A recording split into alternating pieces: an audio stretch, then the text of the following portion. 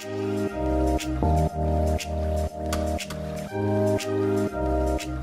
everyone, and welcome back to my channel, or welcome if you are new here. If you are new here, then my name is Hermione, and on this channel I like to share ideas with you guys so that you can live your best life on a budget. Today's video is all about thrift store DIYs and charity shop DIYs, whatever you call it, wherever you're from. It's about buying secondhand things and turning them into something a little bit different. So today's video is room decor, home decor themed, and I have a few DIYs to share with you guys. I really love making these videos because I always think it's a bit of a challenge to see what you can come up with and ways that you can make something old look kind of new and more modern. And today's video is very kindly sponsored by ShopTagger, which is a service I've talked about before. I really love it. I believe in what it is. I think it's so cool for saving money and being on a budget. So basically what it is an app, and it's also a web extension, and you can use it to tag items from your favorite stores, whether it's fashion or homeware or whatever, and you can put these into collections on your profile, and ShopTagger will also notify you when these things go on sale, which is why I love it so much, because you guys know I love being on a budget. It's really great, and at the moment I'm using it a lot for homeware things and IKEA. I've been trawling the IKEA website a lot at the moment because hopefully, fingers crossed, I'm going to be moving out very soon, so I've got a lot of IKEA hacks and DIYs coming your way, but that's what I'm using ShopTagger for at the moment. I think it's great, and it's a really great way to save you money and save you time. So if you do want to check that out, the link is in the description below. It's free to download and free to use. There's no commitments, anything like that. And thank you again to ShopTagger for sponsoring this video. I really love what they're about, and it does help me make more content on this channel and help me churn out those DIYs. So with all of that being said, I think I've been talking for a little while, so it's about time we jump on in to this budget-friendly, thrifty DIY video. Let's go. First up, I'm going to show you how I upcycled this basket to make it look so much more modern and super Pinterest inspired. So for this project, you'll need some kind of a basket, paint and a brush, string, and some rope.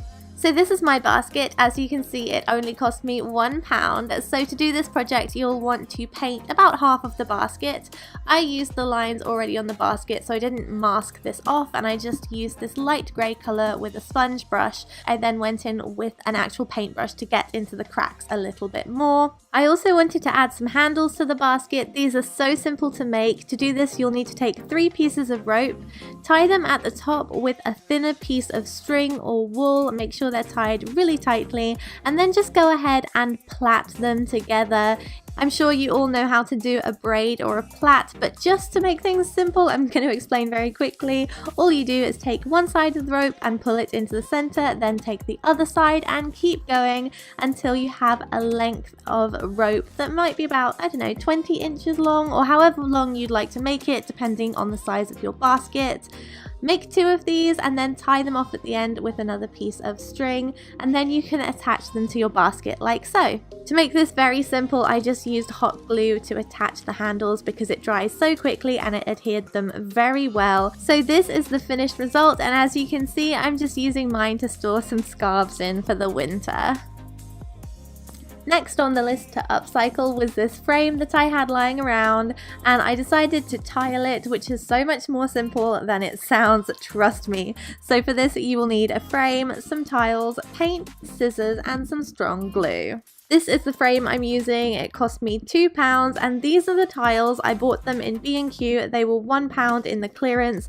They're the tiles that have mesh underneath, so as you can see, you can cut them very simply, and they're really movable and they're easy to work with. They're not like ceramic tiles at all, so I'd recommend getting this type of tile or some kind of craft tile if you can find those instead. So all I'm doing to attach them is using some hot glue and then placing the tiles into the hot glue while it dries. You can use any other kind of adhesives that will adhere to the wood of the frame, but the hot glue worked well for me. I would just recommend not trying to use tile grout for such a small project because it gets really messy and it takes a really long time to dry. Once you've left it to completely dry, you can go ahead and paint your tiles if you'd like. I went for this off-white colour, and if you do paint them, make sure to use a small detail brush to get into all the cracks as well, so none of the old colour shows through. And there you have it, a really simple and quick way to upcycle an old frame and make it look a little bit more modern. Moving swiftly on, I'm going to show you guys how you can upcycle an old lampshade, and I'm using this applique kind of fabric to do this that I found thrifted, of course. So you will need a lampshade, some fabric, some scissors and some glue. This is the romper that I found that was 50p and it just didn't fit me very well, and then also the lampshade was £1.50. So I decided to use this romper on a couple of crafts. So I cut it up very neatly along the hemlines to make sure I could get the most out of the fabric. I was so sad to have to do this because it was really cute, but it just didn't fit very nicely at all, and I knew I could use it for some kind of project. So if you're going to do something like this, make sure you try and find a fabric that either has this kind of applique effect or any kind of fabric with a print on it that you can cut out the details of. So I thought about actually wrapping it around the lampshade, as you can see there, but the shape of the lampshade was tapered, so it was just going to get really wonky and lumpy. So instead I decided to go ahead and very carefully cut out a few of these daisies from some of the offcuts of fabric. So I just made sure to not cut anywhere near the stitching and leave a very small outline where the mesh was, and then I stuck these all over the lampshade kind of sporadically, using once again my trusty glue gun to adhere them to the lampshade. I tried to make them spaced quite randomly, so some of them were closer together than others, and I also cut some of the daisies in half so I could do some closer to the edge and have them looking as if they were going off the side. So this is it, basically. It's such a simple DIY, really not much to it, but you can do this with any kind of print fabric. Like I said, it doesn't have to look exactly like this. It's just a fun way to give an old piece of clothing a new lease of life.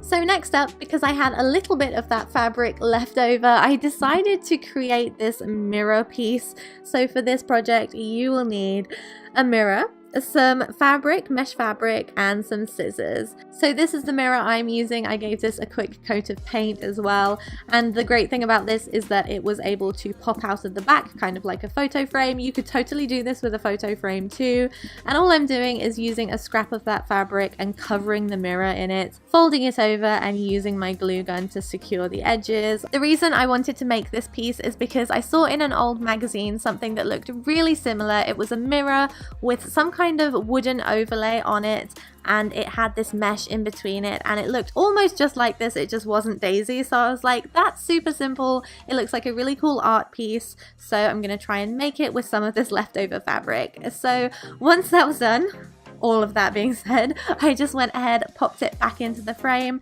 and then stood it up on my desk. And obviously this isn't a mirror anymore, it's more of just kind of like an impractical art piece, but I don't know, I just love the daisies, I love the way it looks, and I'm really pleased with it. Okay, so next up is a super simple hack for updating an old cushion cover.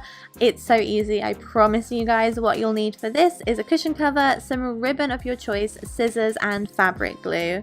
This is the cushion I found. It's an IKEA one, brand new. I found it thrifted, so that's cool. So go ahead and iron it to get rid of any of the creases. You'll need to wash it afterwards, just FYI. So then you can go ahead and lay out your ribbon. I chose this lovely stripy ribbon. I love stripes, so that was my reasoning for that, I guess. And I did 4 lines of striped ribbon, and using some fabric glue, I just coated the back of the ribbon really generously with the glue, and then I flipped the ribbon over and pressed it down onto the cushion cover. Once you've placed your ribbon down, if it's coming over the sides like in my design, then you just want to snip the edges off and then seal those edges to make sure it doesn't fray. I'm just using a little bit of fabric glue to do this, and then carry on with the rest of your design. You can make any kind of design with these ribbons. You can make some really pretty geometric designs too, but this is a very simple one that I went for. I love that kind of coastal look, so it fits really well with my room. Okay, we're on the final stretch now, you guys. The last one is this fabric planter upcycle. It's so simple. For this project, you will need a plant pot, some thick fabric like a rug, some scissors, and some glue.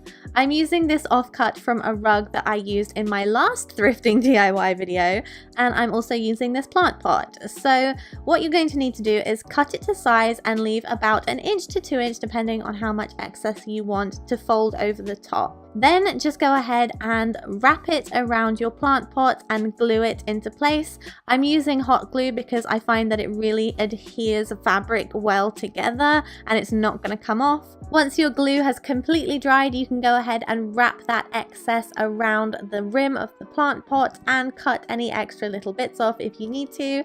And there you have it, a very simple way to upcycle a planter without damaging it for good, and it's very inexpensive. You can do this with any kind of fabric too. So that's everything for today's video. I really hope you guys enjoyed it. I love doing these upcycling videos. If you do want to see more, please let me know by giving it a like and letting me know in the comments.